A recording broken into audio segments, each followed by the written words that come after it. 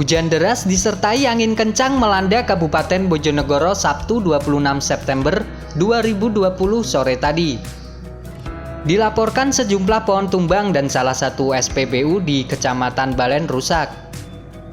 Kejadian ini diawali dengan hujan deras dengan intensitas tinggi sekira pukul 16.45 yang disertai angin kencang hingga akhirnya mengakibatkan 12 pohon tumbang di Jalan Provinsi Bojonegoro Surabaya, tepatnya dari Desa Kabunan sampai Desa Margomulyo Kecamatan Balen, dan salah satu SPBU mengalami kerusakan. Beberapa orang sempat panik dan histeris ketika salah satu mesin pompa bensin roboh.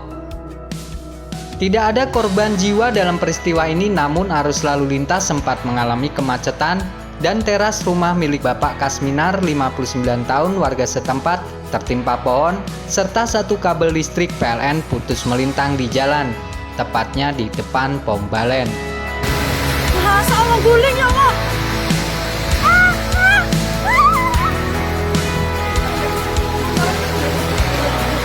Allah pom Balen.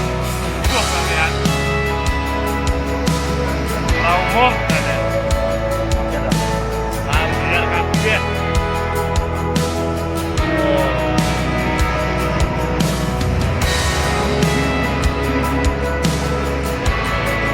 Gak umum sekali hujan.